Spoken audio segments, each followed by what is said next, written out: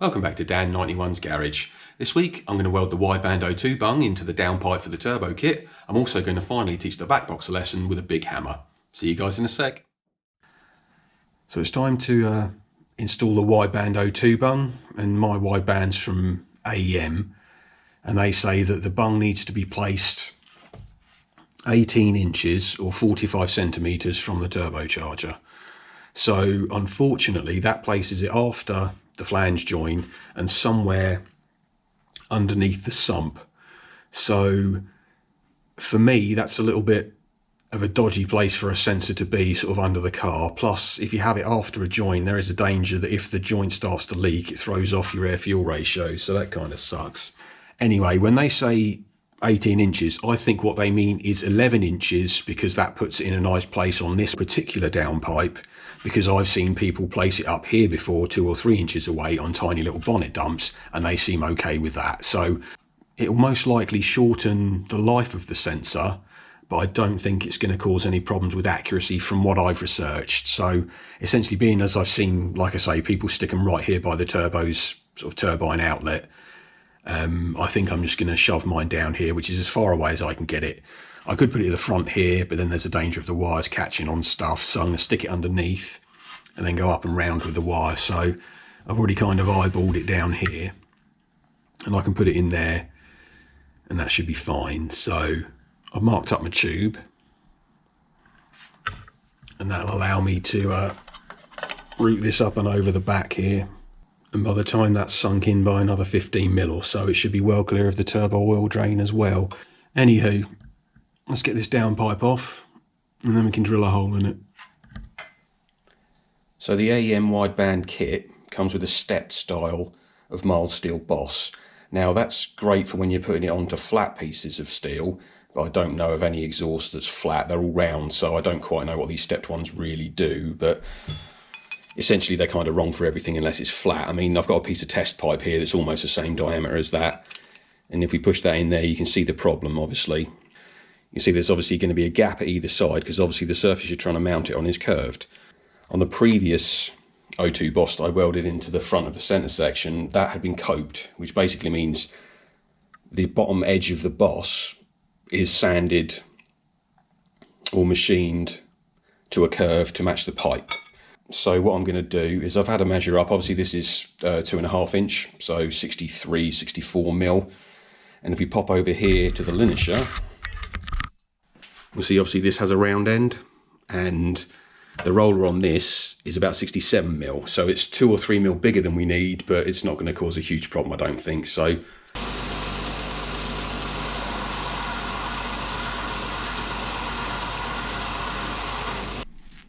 getting a bit of a curve in it now. I'm sort of alternating between using the end of the belt linisher, but when it gets too hot to hold, then I just start filing it out with a half round. So not too far to go now, but yeah, we're definitely getting a nice shape on it.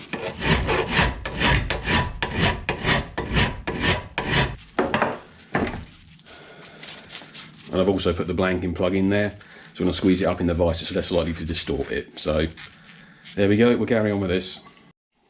There we have it, all coped in nicely. Obviously when you're fitting it to just a simple sort of round section of tube, obviously that sits on there lovely and it can be even, but not only have we got sort of like a round tube we're attaching it to, but it's also on an elbow, so this top edge needed a little bit of extra filing, let's say, but either way it's a hell of a lot of a tighter fit. I mean, there was at least 1.5 to 2 mil gap from the previous setup when it was stepped onto round, and now when we put that on there, line it up with our marks, there's approximately a mil gap at the top, not even that, and the rest of it certainly within sort of my capabilities of welding, so that's cool. So we know that's going to fit on there a lot easier now. So we'll drill ourselves a hole in here.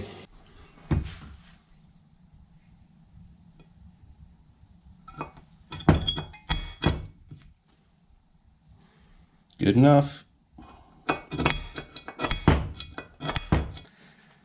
So we need to figure out what size hole we're going to drill. So the end of the actual sensor itself, that measures up at just over 15 mil, and the thread itself is M18, so that's 18 mil diameter.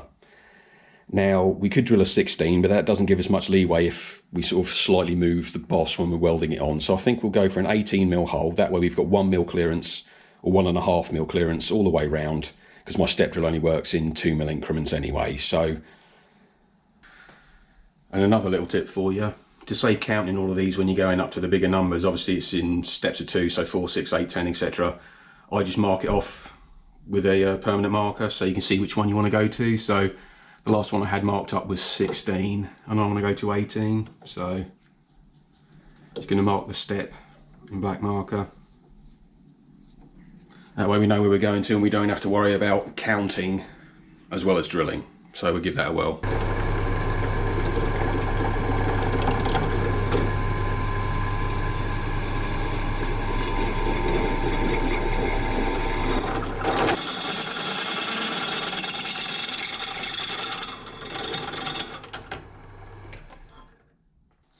And another tip for you is to obviously measure the depth you're going to be drilling compared to the actual pipe itself, because you don't want to have to drill right up to this, so I'll just drill it out to 25mm and then it turns out that that is actually deeper than your pipe diameter, because you'll just end up drilling through the other side as well. So the boss is all welded in now.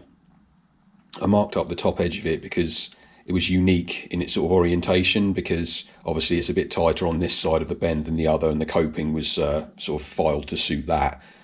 So put it on there, gave it a couple of tacks, tried it back on the car with the actual sensor in just to make sure nothing had moved and everything was still going to clear. Everything was fine, so I welded her up.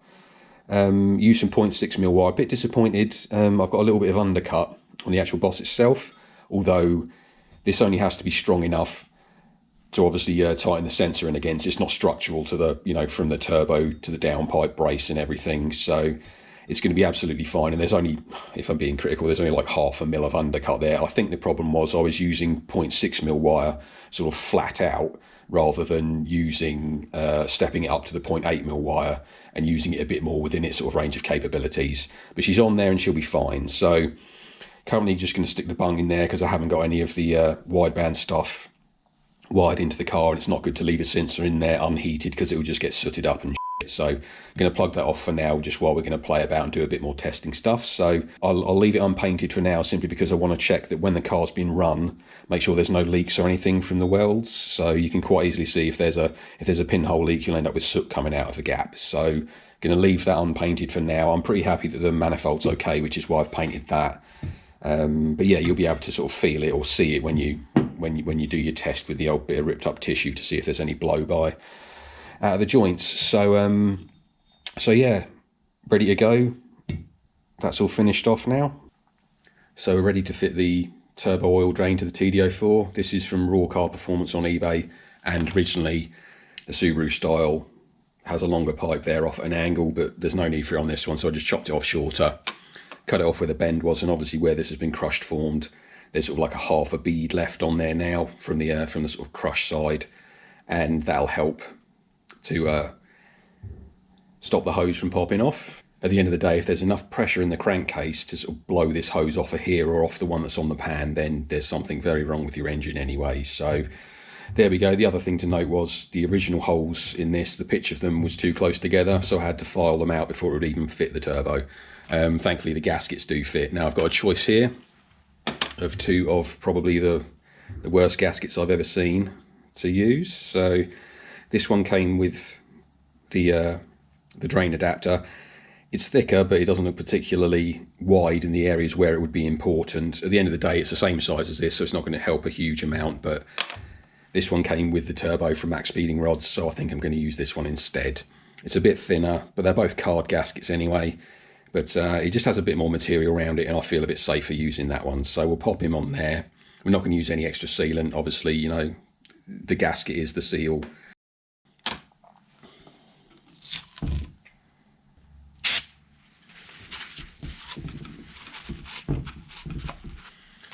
Cool, so that's all clean now. No foreign objects in there, so that's all good fun. There we go then, and I think we'll bias the curve in the pipe that we've got so it heads more towards the middle of the car rather than towards the outside. So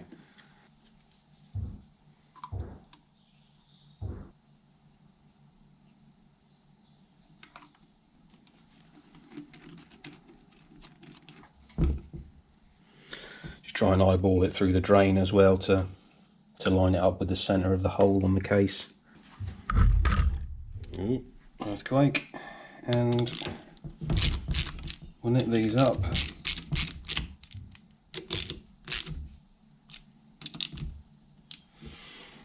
Well, while we've got the turbo off, we might as well install the oil filter sandwich plate. So, already pre-loosened this one. That's all nice and clean. So we'll just add a bit of engine oil to the O-ring on the back of the sandwich plate. Although it's not going to be spinning on there, so I don't really see it as being an issue really, but there we go, that's all nice and clean.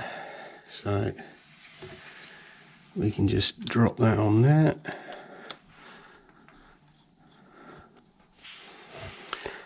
And then we'll turn it around so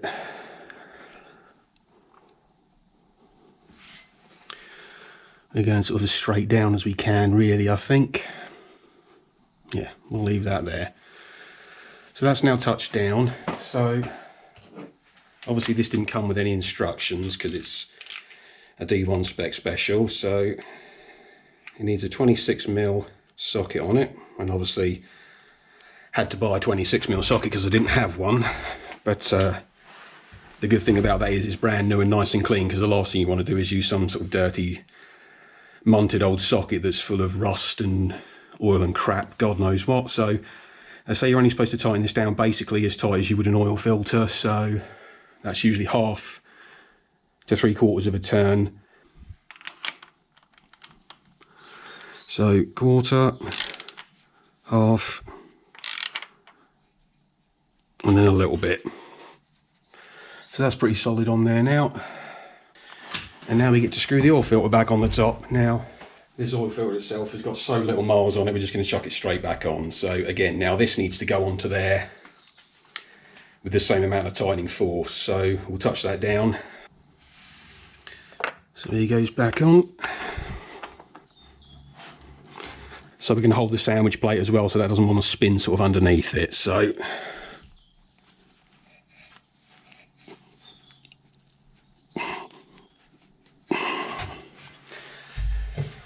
yeah, turbo it is.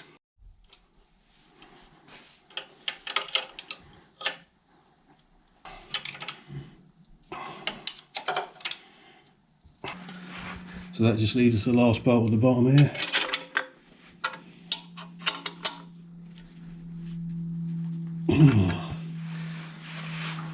So the turbo kit's on again. Now we can, I think we'll move on, do the rest of the exhaust, plumb the turbo in, and then we can give her a test fire, I reckon. It's been long enough. I think she needs to make some noise, so yeah. Okay, so time for an update. The exhaust's back on. So we started off up here with 2 of the new short rubbers I was talking about. So they're about the same position as the other ones. I can't find any shorter ones, so that's what we're going with, and they're going to settle a bit more anyway. I finally got sick and tired of the bit that goes over the panhard brace, and I just beat the shit out of it with a copper hammer.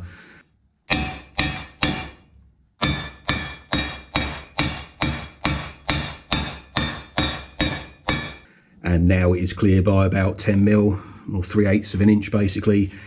So we're all good there, it's all tightened up, and our little turn down tip looks pretty cool. Came out pretty square actually. Now again, the exhaust might settle a little bit, so we'll just park that one for now. But I'm hoping the bumper goes on and doesn't need trimming, but it might need a little notch out, but we'll cross that bridge when we come to it.